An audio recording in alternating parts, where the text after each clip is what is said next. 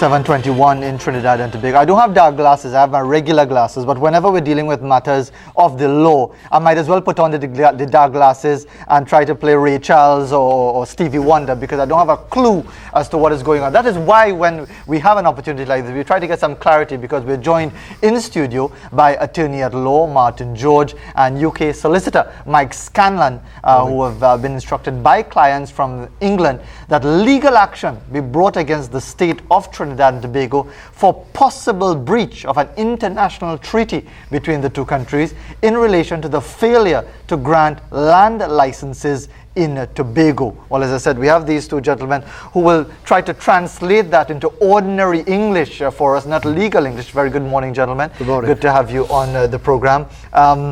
Martin George, what are we talking about here? Okay, good morning, Fazil, and good morning, Trinidad and Tobago. And I hope that at the end of the session, the lenses of your glasses will clear up tremendously. So. Yeah. All right. The thing is, Fazil, what has happened is that persons who have sought to purchase property in Tobago have been suffering for years since the introduction of the land license regime. You'd recall that this was done at the behest of the THA, right, which then influenced the I think it was the PNM government in power at the time, to bring the legislation. Now, I guess the idea and concept behind it may have been good at the time. However, the implementation has been the problem. So you've set up a regime where you said that, look, for foreigners to purchase lands in order to make investments, they must satisfy these criteria, apply for the licenses. And then you don't put the mechanisms in place whereby people can actually effect this. So therefore, you had persons who have put millions and millions of dollars into these investments, to buy property, to do development. They've done their feasibility studies, they've done their research and stuff like that. And you do not facilitate or allow the process.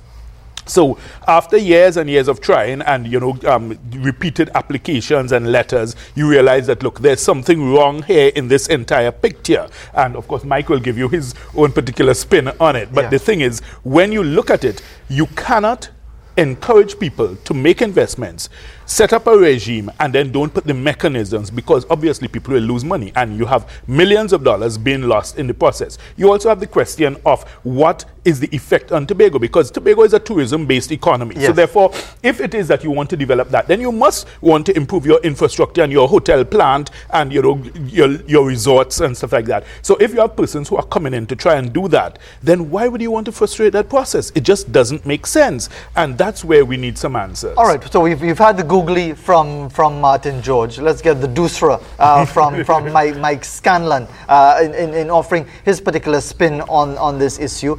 Is this affecting a significant number of people in the United Kingdom? Are they being prevented from following through on significant investments in Tobago? Well, very much so.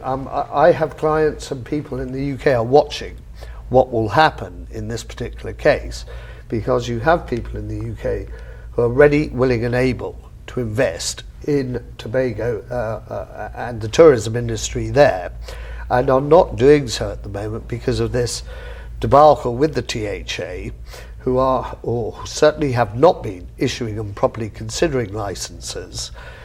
There are certainly, in the case of Culloden Reef, the development involved in this matter, it would have produced jobs not just for today, next week and next month, but for years and for generations, quite frankly.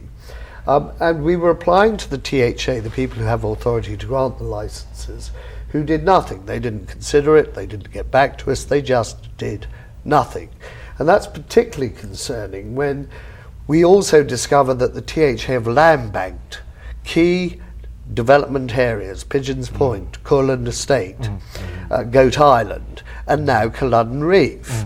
Due process has to be done, not only done, but seen to be done.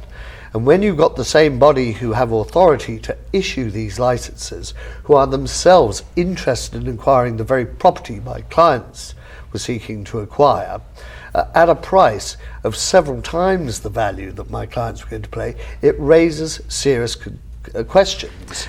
So what does that mean, Martin George? All right. Well, the point is, all right, when you look at the history of the relationship between Trinidad and Tobago and the United Kingdom, yes, we've had a very good and rich history of investment, cultural exchanges, all sorts of things. These things are sometimes governed by your treaties. Yes. And what we are looking at is the aspect of the treaty between the Trinidad and Tobago and the United Kingdom, which deals with the question of investment. Basically, what it says is that each country is supposed to foster and encourage investment in each other's that's jurisdiction. right, in each other's jurisdictions by their relative, citizens.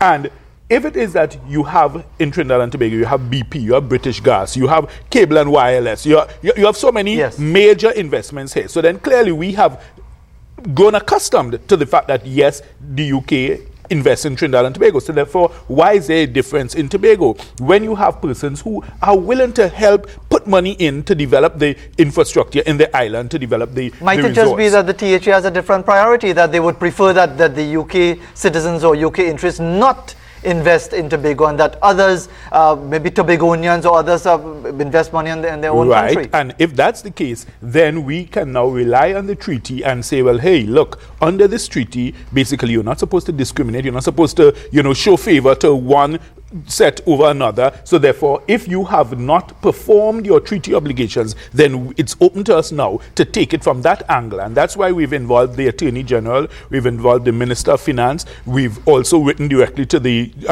Chief Secretary of the THA saying, look, hey, this is the issue and this is the angle we're looking at, because we see it on a larger scale. There can't be any encouragement of xenophobia in Tobago. In other words, you must have checks and balances. We agree with that. But you do it in a sensible, structured way. First, if you look up the islands, you look at St. Lucia, look at Barbados, look at St. Martin, look at how they plan their development. They don't prevent foreigners from investing. They say, hey, come, but you must first pay down $100,000 just for your application. Fine, do that. That's making money for you, right? And then you process it, but you do not frustrate persons by saying, look, these are the steps to take. When they write and they do everything, you then say, well, look, no, we're not ready yet. We don't have this in place. We don't have that in place. Then really and truly, you're trying to frustrate development. And as a result, property prices, real estate prices, everything has fallen in Tobago. And the hoteliers are complaining.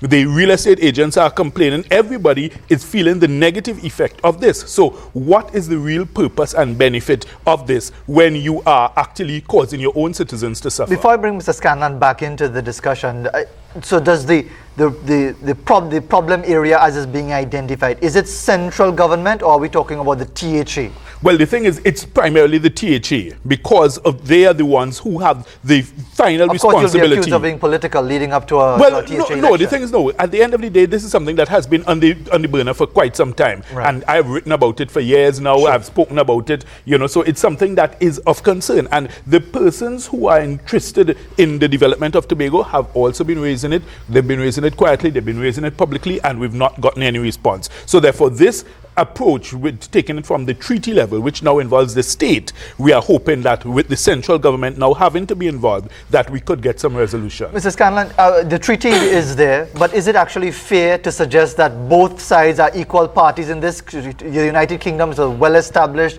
so-called first world country with huge financial resources. Why shouldn't a THA or any other agency decide to be biased in favor of whether it's themselves or their own agency of owning property? Because there have been issues in many Caribbean countries of what people see as selling the national patrimony to outsiders. Well, one understands that, but the point is, the present government have, certainly since I've been here over the last few days, evidenced a real intention to welcome back investment, certainly in tourism in Tobago, and that's what these agreements are there to encourage.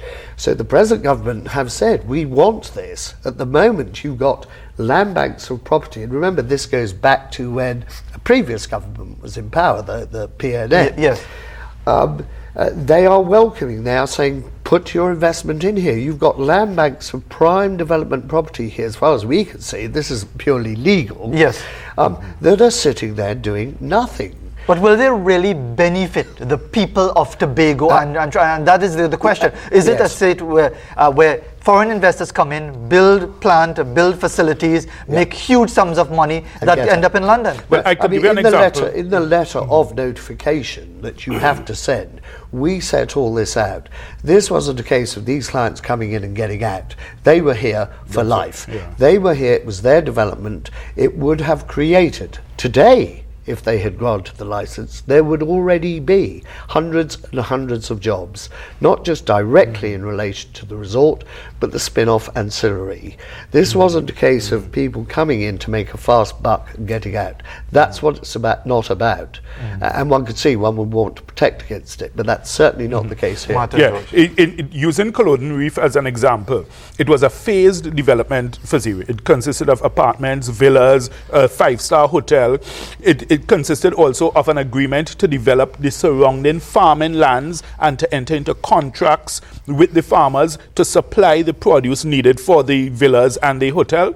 It included building a fishing facility and contracts to ensure that you take a certain amount of your fishing produce from the local fishermen. So it was a holistic development plan, and this is all on record. It's not to say that this was just word of mouth. They actually put that down as part of their plan and proposal to facilitate the grant of the license. So therefore, when you look at that and you look at, you think of taxi drivers, you think of tour operators, you think of the dive operators, the reef operators. So in other words, the benefits which could accrue and inure to Trinidad and Tobago in particular. But you're from Tobago, Martin George. Are you comfortable with the whole of the island being owned by foreigners? Because there was the rush to sell to Germans and Italians and Swiss when the Alien Lands Holding Acts came into place. People have regretted it, selling off what they've owned for so many years. Are you comfortable with the entire island being owned by foreigners? Well, first of all, it could never be the entire island being owned by foreigners. But I mean prime property, key And the thing is, what we have to remember for Zero is that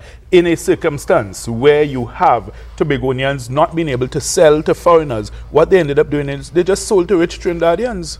So, and that's what has been happening. You talk to any real estate agent over the last 4 or 5 years, 90% of the market has been Trinidadians buying up the property. So therefore, if you look at it from that perspective of the xenophobia, then you're still selling it to others. So that's why I'm saying we can't take that approach. What you need to do is put the checks and balances in place. Do like Bermuda. If you want to invest in Bermuda, they start off by telling you, Bermuda is still a British colony. So I know. They really have too much choice. But they have such restrictions. They tell you, look, first, you can't buy anything under $1 million US. They start off with that, Then they put that you must pay down $100,000, which is non-refundable to the government. So you make income, you put restrictions, and therefore you encourage some controls. Because as I started off saying, you must have checks and balances. You can't let it be a free fall. But you can't then, on the other hand, go to the other extreme where you stop and stymie any possible development. And Mr. Scannell, a final word, if you can, as to